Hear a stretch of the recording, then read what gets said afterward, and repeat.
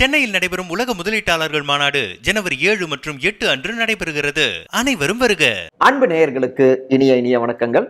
ஜனவரி 30, 31 ஆஜராகணும் அப்படின்னு நீதிமன்றம் உத்தரவிட்டிருக்குங்க கொடநாடு வழக்குல. இதை நாங்க எதிர்பார்க்கலையே அப்படிங்கிறது எடப்பாடி டீமுடைய மைண்ட் வாய்ஸா இருந்ததுன்னா, இதைத்தாங்க நாங்க எதிர்பார்க்கிறோம் அப்படின்னு சொல்லி அவருக்கு எதிரான அந்த காய் நகர்த்தல்களை தீவிரப்படுத்தியிருக்காங்க ஓபிஎஸ் உடைய டீம். அதே நேரத்துல இந்த ரெண்டு டீமையும் வைத்து இன்னொரு பக்கம் டெல்லியும் சில பல கணக்குகளையும் போட்டுக்கிட்டு இருக்காங்க. மறுபடியும் இந்த மூவரை சுற்றி சில பல நகர்வுகள் அரசியலை அனல் மூட்டுகிறது. என்ன திட்டமிட்டு இருக்காங்க, இந்த வழக்கை ஒட்டி இவங்க என்ன எப்படி பாக்குறாங்க, எடப்பாடி டீம் ஏதாவது சிக்கல் இருக்கா, இப்படி நிறைய விஷயங்கள் இருக்கு திறனாய்வு செய்ய. இன்றைய இளங்கோவன் எக்ஸ்பிளைன்ஸில் விரிவாக அலசுவோம். நான் உங்கள் சகோ சே த இளங்கோவன். நிகழ்ச்சிக்கு போகலாம்.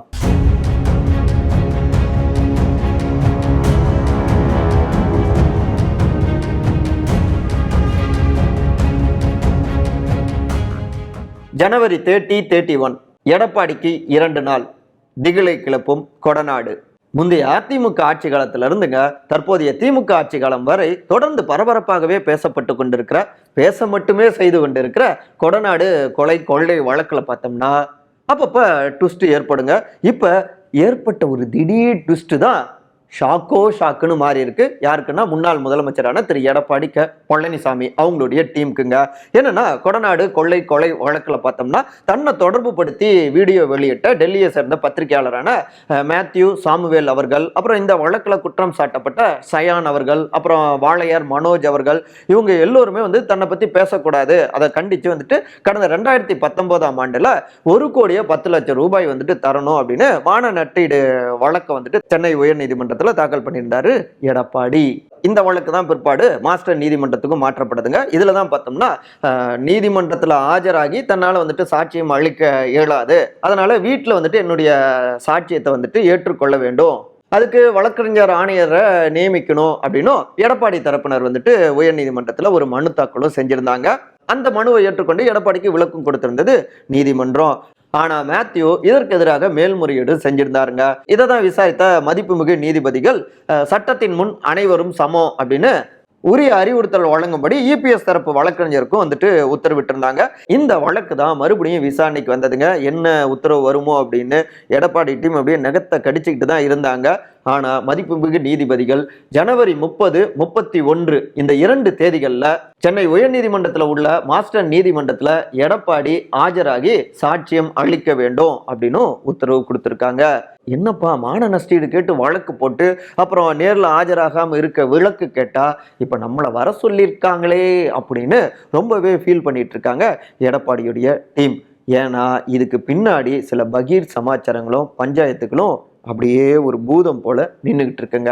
ஹாப்பி மோடு டார்கெட் இபிஎஸ், இதுதான் சான்ஸ், டாப் கியரில் பன்னீர். அச்சோ அந்த ரோடு என்ன விலை, இந்த ஆறு என்ன விலை, நான் ஏதாவது வாங்கி ஆகணுமே அப்படின்னு ஒரு படத்துல கவுண்டமணி அவர்கள் லாட்டரியில யோகம் அடிச்சிடும் இல்லையா, அதை ஒட்டி இப்படி ஒரு டைலாக் பேசுவார் இல்லையா, அப்படியான ஒரு மனநிலையில தாங்க இருக்காரு முன்னாள் முதலமைச்சரான திரு ஓ பன்னீர்செல்வம் அவங்களுடைய டீம்ங்க. புரிஞ்சிருப்பீங்க எல்லாமே. இந்த கொடநாடு வழக்கை ஒட்டி 30, 31 எடப்பாடி அவரு நீதிமன்றத்துல ஆஜராகணும் அப்படின்னு வந்த அந்த உத்தரவு ஒட்டி தான்.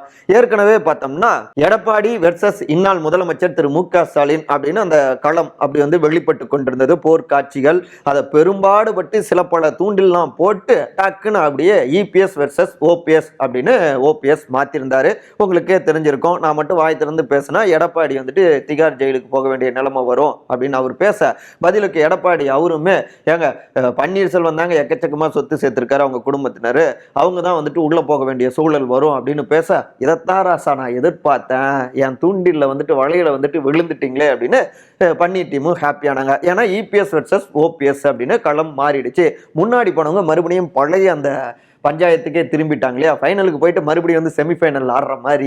இதை ஒட்டி தான் ஓபிஎஸ் டீம் ஹாப்பி. சரி நம்ம இபிஎஸ் டீம் தூங்கவே விடக்கூடாது அப்படின்னு கங்கணம் கட்டிட்டு இருந்தாங்க. அதன் தொடர்ச்சியாகவே தான் கொடநாடு வழக்கு விவகாரம், அதை ஒட்டியும் சில விஷயங்கள் பேசியிருந்தாங்க. நான் ஆட்சியில் இருக்கிறப்பவே இது சம்மந்தமாலாம் சீக்கிரம் முடிச்சிடணும், விஷயங்களை பிரச்சனையை முடிக்கணும், என்னென்னு விளக்கம் கொடுக்கணும் அப்படின்லாம் பேசியிருந்தேன். அவங்க பெருசாக கவனிக்கல அப்படின்லாம் பேசியிருந்தாரு. இதற்கு முன்னாடி சில மாதங்களுக்கு முன்பு அமமுக திரு டிடிவி தினகரன் அவரோடு கரம் சேர்த்து கொடநாடு வழக்கில் ஏன் அந்த விசாரணைலாம் லேட் ஆகுது அப்படின்னு தேனியில் அவங்கெல்லாம் ஒரு பெரிய போராட்டம்லாம் நடத்தினாங்க. ஸோ கொடநாடு வழக்கு தான் எடப்பாடி அவர்களுடைய கழுத்தை சுற்றக்கூடிய ஒரு பாம்பு. ஸோ அதை வைத்து அரசியல் ரீதியாக அவருக்கு செக் வச்சா எழுந்து வருவது கடினம், மக்கள்கிட்டயும் அவருடைய இமேஜ் உடைய வாய்ப்பு இருக்கு அப்படின்னு ஓபிஎஸ் டீம் நினைச்சிட்டு இருந்தாங்க. அந்த நேரத்துல தான் தற்போதைய இந்த உத்தரவை தங்களுக்கான சாதகமாகவும் பார்க்கறாங்க பன்னீர் டீம் அப்படிங்கிறாங்க கூர்ந்து கவனித்துக் கொண்டிருக்கிற அரசியல் விமர்சகர்கள். மோடியுடன் சந்திப்பு, எடப்பாடி பற்றிய முக்கிய ஃபைலை கொண்டு போன பன்னீர். 2024 நாடாளுமன்ற தேர்தலில் எடப்பாடி டீம் ஸ்கோர் செஞ்சிடக்கூடாது, அதற்கு தன்னை சுற்றியே தன்னை மட்டுமே எதிரியா நினைச்சு களமாடணும் அப்படின்னு எக்கச்சக்கமான வேலைகளையும் பன்னீர் அவங்களுடைய டீம் செஞ்சுட்டு இருந்தாங்க. அதனுடைய தொடர்ச்சியாக தான் சமீபத்தில் பிரதமர் திரு நரேந்திர மோடி திருச்சி வந்திருந்த நேரத்திலும் அவரை சந்திக்கிறதுக்கு தனியாக சந்திக்கணும் அப்படின்னு பெரும்பாடுபட்டாரு ஓபிஎஸ். ஆனால் அதற்கான வாய்ப்பு அமையல. அதனால அவர் ரிட்டர்ன் போற டைம்ல ஒரு 4-5 மணித்துளிகள் அவருக்கு வந்துட்டு கிடைச்சது. அந்த நேரத்தில் தான் கையில் கொண்டு போன கடிதத்தை வந்து கொடுத்திருந்தாரு. ஏற்கனவே இதனுடைய பின்னணிகள்லாம் நம்ம வந்துட்டு ஒரு 2-3 காணொலிகளை விரிவாகவே பதிவு செஞ்சிருக்கோம். கரெக்ட் தான். ஆனா கூடுதலா இவரு எடப்பாடி அவர்கள் குறித்த ஒரு முக்கியமான ஃபைலையும் கொண்டு போயிருக்காருங்க. அதாவது ஓபிஎஸ் முதலமைச்சராக இருந்த நேரத்தில், நிதி அமைச்சராக இருந்த நேரத்தில் அந்த எல்லா விதமான அந்த டிரான்சாக்ஷன் உள்ளிட்ட எல்லா தகவல்கள், அந்த விஷயங்கள்லாம் அவர் கையில் இருக்கு. ஸோ அதெல்லாம் வைத்து நெடுஞ்சாலைத்துறை உள்ளிட்ட பல முக்கியமான ஃபைல்கள் அது எல்லாமே ஓபிஎஸ் கையில் இருந்திருக்கு. அப்போ நெடுஞ்சாலைத்துறை அமைச்சராக யார் இருந்தார் அப்படின்னு எல்லோருக்கும் தெரியும், எடப்பாடி தான் இருந்தார். அந்த ஃபைல் அப்புறம் இன்னும் சில சமாச்சாரங்களும் சேர்த்து சில முக்கியமான கோப்புகளை வந்துட்டு கொண்டு போயிருந்தாங்க.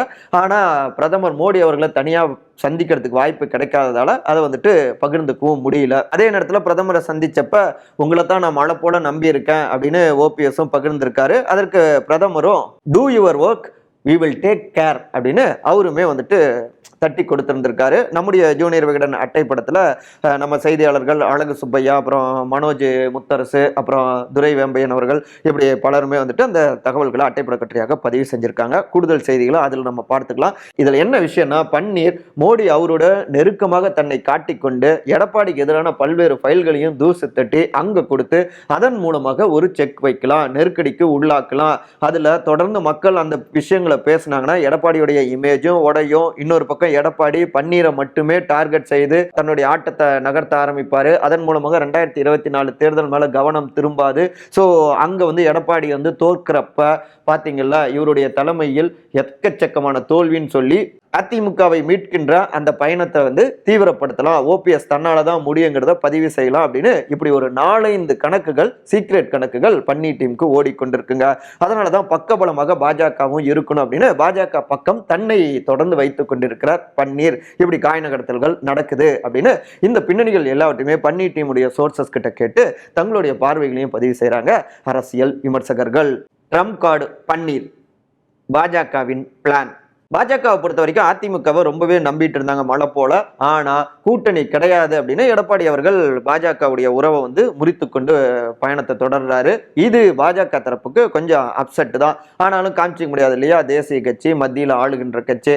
ஸோ எடப்பாடியும் வழிக்கு கொண்டு வரணும், பொறுமையா தன்னுடைய ஆட்டத்தை ஆடணும்னு நினைக்கிறாங்க. அந்த நேரத்துல தான் பன்னீர் தன்னுடைய பகைக்காக எடப்பாடி டீமை தொடர்ந்து சீண்டிக் கொண்டே இருக்க, இதெல்லாம் புரிஞ்சுக்கிட்டு தான் பன்னீர் டீமை ஒரு ட்ரம்ப் கார்டு, துருப்புச்சீட்டு போல பயன்படுத்தி எடப்பாடிக்கு செக் வைக்கலாம் அப்படின்னு பாஜக நினைக்குது.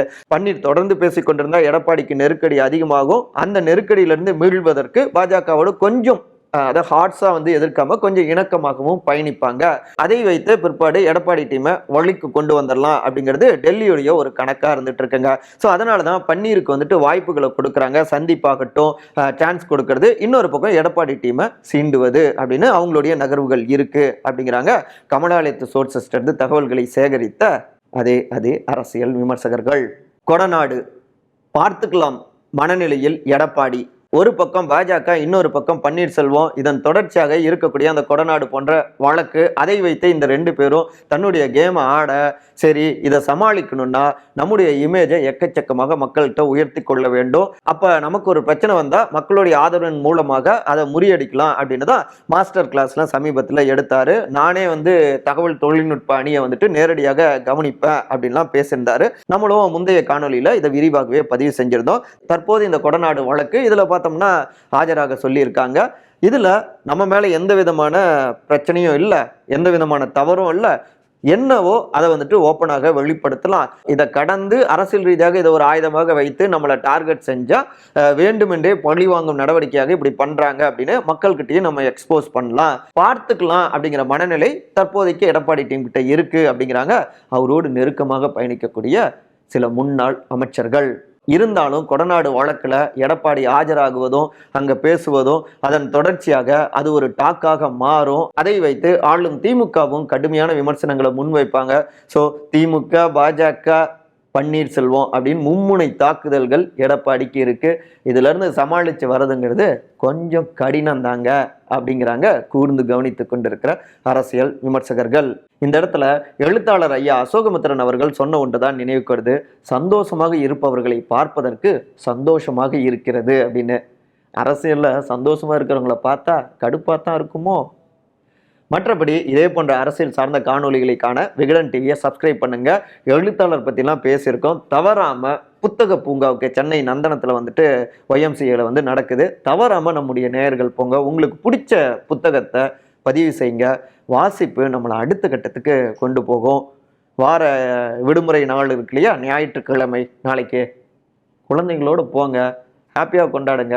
நாளைய தலைமுறை சூப்பராக வரட்டுமே. மறக்காம கருத்துரை பகுதியில் உங்கள் கருத்துக்களையும் பதிவு செய்யுங்க. பிடித்த புத்தகங்கள் பற்றியும் வந்துட்டு நீங்கள் பதிவு செய்யுங்க. எல்லோரும் அன்பால் ஒருங்கிணைந்திருப்போம். நன்றி, வணக்கம். சென்னையில் நடைபெறும் உலக முதலீட்டாளர்கள் மாநாடு ஜனவரி 7 மற்றும் 8 அன்று நடைபெறுகிறது. உங்கள் வருகையை உடனே கீழே குறிப்பிட்டுள்ள இணையதளத்தில் பதிவு செய்யவும்.